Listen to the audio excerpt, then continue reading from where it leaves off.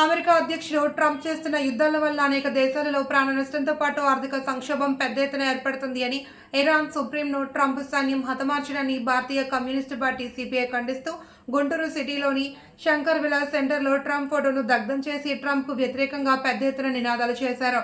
టెర్రరిజాన్ని అంతం చేస్తానంటూ ట్రంప్ తనకి ఎవరైతే వత్తాసు పలకరో, తనకి ఎవరైతే తగ్గి ఉండరో వారిపై ప్రతీకారాన్ని తీర్చుకునేందుకు ఆయా దేశాలపై యుద్ధం చేయడం, లక్షల సంఖ్యలో ప్రజలను చంపడం, ఆ దేశ అధ్యక్షులను చంపడం చాలా దుర్మార్గమని, ఇలాంటి వారికి మోడీ భయపడుతూ గులాం చేస్తూ ఉండడం దురదృష్టకరమని అన్నారు.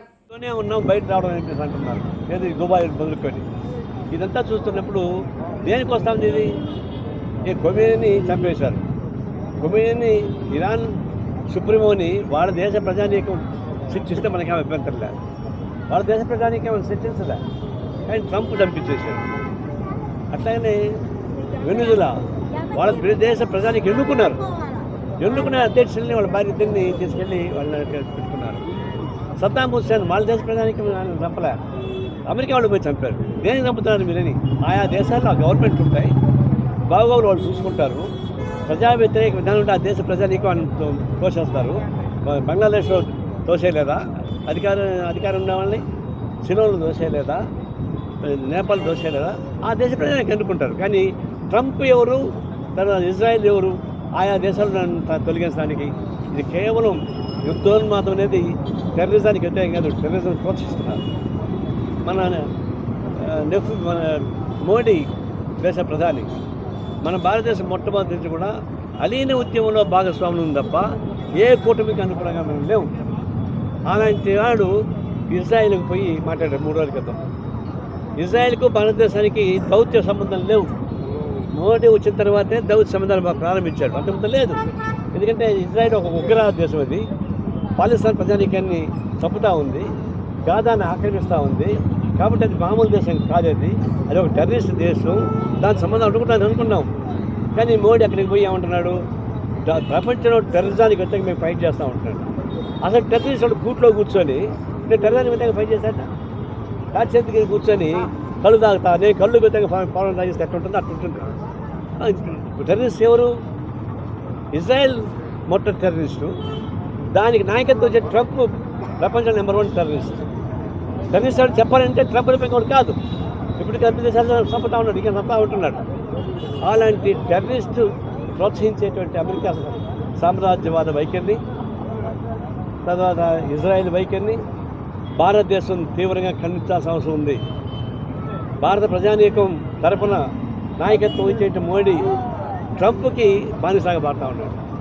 నువ్వు వ్యక్తిగతంగా బానిస కంటే మాకు అభ్యంతరం లేదు, ఆయన కాళ్ళు కడుక్కొని పూజలు చేసుకో. కానీ 140 కోట్ల మంది ప్రజానీకం భారతదేశ పౌరులు, అత్యంత ఆత్మ గౌరవంతో ఉన్నవాళ్ళు, మన పార్లమెంట్ డెమోక్రసీ మనకు ఉంది, ప్రపంచంలో పెద్ద దేశం మంది. అలాంటి దేశానికి బాధ్యతగా ఉన్నట్టు మీరు ఈ 140 కోట్ల మందిని తీసుకెళ్ళి ట్రంప్ కాళ్ళ మీద పడేస్తారా? మీకు ఎవరు ఇచ్చారా హక్కు? అది దీన్ని తీవ్రంగా మేము ఖండిస్తున్నాం. దీనికి మీరు చెప్పాలా, మోడీ బయటికి రా, అమెరికా సామ్రాజ్య వైఖరిని ఖండించు. ఇప్పుడు మొన్న ఇరాక్ వాళ్ళని చంపారు, వెనుజులా వాళ్ళని అరెస్ట్ చేశారు, ఇప్పుడు ఇరాన్ చంపుతున్నారు. రేపు మన చంపడానికి అర్థం ఉంది. రేపు మోడీ కానీ వ్యతిరేకంగా కూడా చెప్పేస్తారు. కాబట్టి ఎందుకని చంపరంటే ఈయన అనుకూలంగా ఉన్నాడు. మన భారతదేశాన్ని ఆన్సర్ విధిస్తుంటే ఒప్పుకుంటున్నాడు. రైతాంగానికి ఆత్మ కూని చేసే పద్ధతిలో అగ్రిమెంట్ ఒప్పుకుంటున్నాడు. టెక్స్టైల్స్ కోసం రద్దయ్యే పనులు చేసుకుంటా ఉన్నాడు. బంగ్లాదేశ్ 0% ఇచ్చాడు, మనకు 18% ఇచ్చాడు. ఇది ఆయిల్ ఒకటి మనకి చౌకగా ఈ ఆయిల్ ఇస్తున్నట్టు అవుతున్నారు, ఇరాన్ వద్దన్నారు, మాదిరి కొనుక్కోమని చెప్తున్నారు. వాళ్ళు చెప్పిన దాని ప్రకారం అయితే రోజుకు 45,000 కోట్ల రూపాయలు మనకు భారం పడతా ఉంది. రోజుకు 45,000 కోట్ల రూపాయలు అమెరికా వాడు మాటిని పెరిగిన దాన్ని కొనాలంటే. ఇంత దౌర్జన్యమైన ఆర్థిక దౌర్జన్యం, శారీరక దౌర్జన్యం, ఒక టెర్రరిజం అమలు పరుస్తున్నటువంటి అమెరికాని ఖండించకపోతే ఇంకెవరు ఖండిస్తారు? కొన్ని ఇరాన్ వాళ్ళు ఏం చేశారు? వాళ్ళ దేశం వాళ్ళకు ఉంది, వాళ్ళ ఆయిల్ వాళ్ళకు ఉంది, వాళ్ళు అమ్ముకుంటారు. దాన్ని మిగతా ఆయుధాలు వండుకుంటూ అంటారు. మరి ఆయుధాలు లేవని చెప్తున్నారు వాళ్ళు. అయినా సరే అమెరికాని క్వశ్చన్ చేసేవాడు ఎవరు దేశ భూభాగం ఉండడానికి వీళ్ళే. అమెరికాని ఎవరు క్వశ్చన్ చేస్తే ఆ దేశ అధ్యక్షులు కానీ ప్రధానమంత్రి ఉండడానికి వీల్లేదు. పర్సపెట్టి చంపుతూ ఉన్నారు కదా. ఒకప్పుడు చిలీలో సోషలిస్ట్ గవర్నమెంట్ ఆనందం చంపేశారు. అతను ఇరాక్లో సద్దాం హుస్సేన్ చంపారు, వెనుజులా చేశారు, ఇప్పుడు ఖొమైనీ చంపుతున్నారు. అంటే నన్ను వ్యతిరేకిస్తావా, నువ్వు నా బానిసగా ఉండు అని డిమాండ్ చేస్తా ఉన్నారు. అంటే ప్రపంచవ్యాప్తంగా పోలీసు డిక్టేటర్ లాగా ట్రంప్ వ్యవహరిస్తూ ఉంటే, ఆయా దేశ ప్రజానీకానికి ఎన్నుకున్న ప్రభుత్వాన్ని పడగొడతా ఉంటే ఇంకెవరిని పడగొట్టాడు?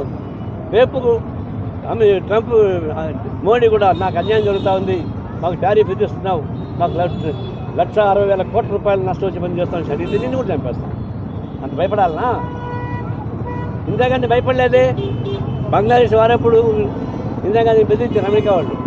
అంటే నా దేశం నా ఇష్టం, నీ చేత చేసుకోబోయింది ఇచ్చింది. ఒక మహిళగా ఉన్న ఇందిరాగాంధీకి ఉన్న ధైర్యం ఈ ఇంత పొడుగు అంత వెడల్పుండేది కదా. ఏనుగంత మనిషికి ఏడుకంత గుండెకాయ ఉంటుందా? ఇదే మన ప్రధానమంత్రి ధైర్యశాలి, మీసాలు తిప్పి మాట్లాడుతూ ఉంటాడు. సిగ్గుండాలి, మనకి సిగ్గిపోతా ఉంది ఈయన మన ప్రధానమంత్రి అని. అట్లాంటి పద్ధతుల్లో ఉన్నప్పుడు ప్రజానీకమే ఎదుర్కోవాలి. నిజంగానే ప్రజానీకం ఎదుర్కొని ఒకటి పెట్టుకోండి, కత్తి పెట్టుకోండి, కత్తిని పోతాడు. గుంటూరులో ఫ్రాక్చర్స్ మనం చాలామంది చూసాం, రాష్ట్రాలు చూసాం. కత్తి పట్టుకున్నాడు, కత్తితో పోతాడు. బాంబు విసినప్పుడు బాంబులతోనే పోతాడు. రేపు ట్రంప్ కూడా దానికి గురవుతాడు తప్ప ఆయన బతికే బతుకులేదు. అలాంటి కొని తెచ్చుకుంటున్నారు. ఎందుకంటే ఇప్పుడు టెర్రరిజం పెరిగిపోతుంది. ఈ ఉద్యమం వల్ల ఏ టెర్రరిజం అంశాలను ప్రయత్నిస్తారో అది ప్రపంచవ్యాప్తంగా టెర్రరిస్టుల గ్రూపులుగా మారిపోయి ఎక్కడికక్కడ ఒక విధ్వంసం ప్రయత్నం చేస్తారు. టెర్రరిజానికి కొంచెం జనం కల్లా 10 మంది ఉంటే చాలు విధ్వంసం చేయడానికి. ఇప్పుడు ఈ చర్య వల్ల దేశాన్ని ఆక్రమణ చేసుకోవచ్చు, అక్కడ వనరులు స్వాధీనం చేసుకోవచ్చు. అంటే ప్రపంచవ్యాప్తంగా టెర్రరిస్ట్ యాక్టివిటీ పెంచడానికి ఉపయోగపడేటువంటి ప్రమాదకర ధోరణి రాబోతున్నాయి. దానికి మొట్టమొదట ట్రంపే దాన్ని చదువుకోవాల్సి వస్తుంది. ఇప్పటికైనా శాంతి ప్రకటించండి, శాంతియుత వాళ్ళు రానివ్వండి, చర్చ ద్వారా పరిష్కారం చేసుకోవాలి తప్ప పోస్ట్ మార్టం టేబుల్ దగ్గర పరిష్కారం చేసుకోవడం సాధ్యం కాదు. అందులో పోస్ట్ మార్టం మీదకి వదిలిపెట్టండి. ప్రపంచ శాంతి కోసం అంతా కలిసి మాట్లాడదాం, పరిష్కారం చేసుకోవాలి తప్ప ఇలాంటి దౌర్జన్యం ఉంటే మనకే వస్తుంది. మన దేశానికి ఇప్పుడు ఎట్ట నష్టం అయింది, ఇప్పుడు స్టార్ట్ అయిపోయింది. మన దేశ ప్రజానికాన్ని కాపాడుకోలేకపోతున్నాం. ఆయిల్ రానియకుండా మొత్తం సీజ్ అయిపోతూ ఉన్నాయి. అది మనకు ఆయిల్ అయితే మన పెట్రోల్ ధర పెరిగిపోతుంది. పెట్రోల్ ధర పెరిగిపోతే ఇంకా మిల్క్ ప్రోడక్ట్స్ మొత్తం పడిపోతాయి, పెట్రోలియం ప్రోడక్ట్స్ మొత్తం పెరిగిపోతాయి. చివరికి మనం డైరెక్ట్గా విక్టిమ్ అవుతున్నాం. అందుకనే భారత ప్రజానీకం క్షేమం దృష్ట్యా ఇరాన్ పైన యుద్ధాన్ని ఆపి శాంతియుత పరిష్కారం చేసుకుని కోరుతున్నాం. లేకుండా పోతే ప్రపంచవ్యాప్తంగా ట్రంప్కి వ్యతిరేకంగా ప్రత్యక్ష పోరాటం సాగించడం కూడా సిద్ధపడతా